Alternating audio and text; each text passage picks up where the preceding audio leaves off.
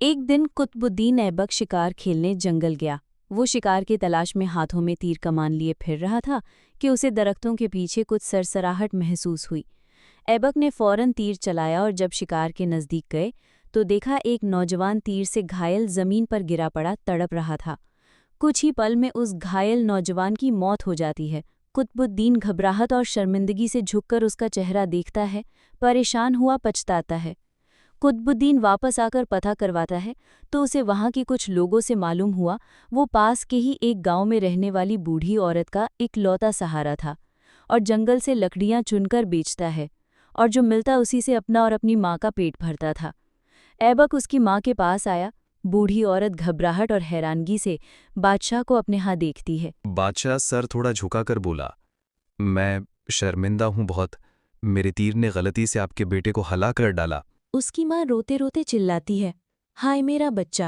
قطبالدین ایبک اس عورت کے ساتھ قاضی کے پاس جاتا ہے اور خود کو ان کے حوالے کیا اور اپنا جرم بتاتے ہوئے اپنے خلاف مقدمہ چلانے کی مکمل آزادی دی۔ قاضی نے مقدمہ شروع کیا اور بوڑھی عورت سے کہا، تم جو سزا کہو گی وہی سزا اس مجرم کو دی جائے گی۔ بوڑھی عورت نے کہا، ایسا بادشاہ کہاں ملے گا جو اپنی ہی سلطنت میں اپنے ہی خلاف مقدمہ چلائے، وہ بھی اس غلطی کے لیے جو اس نے جان بوجھ کر نہیں کی؟ میں اسے معاف کرتی ہوں۔ قاضی نے ایبک کو بری کر دیا اور کہا، اگر تم نے عدالت میں ذرا بھی اپنی بادشاہت دکھائی ہوتی تو میں اس بڑھیا کے حوالے نہ کر کے خود تمہیں سخت سزا دیتا۔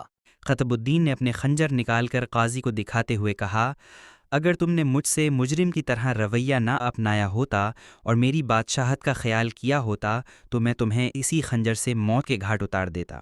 یہ ہے اصل حکمرانی، یہی ہے اسلام، عدل، رحم اور خود احتسابی۔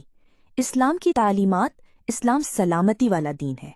اگر آج ہم نے اپنی آنے والی نسلوں کو اپنے ورثے سے آگاہ نہ کیا اور ان میں عدل و انصاف کا جذبہ پروان نہ چڑھایا تو ہمارا آنے والا کل آج سے بھی بدتر ہوگا۔ خدارا اپنی آنے والی نسلوں کو غیر مسلم کا شیدائی بنانے سے بچائیں اور انہیں اپنے بہادروں کے قصے سنائیں تاکہ ان میں ان کے جیسا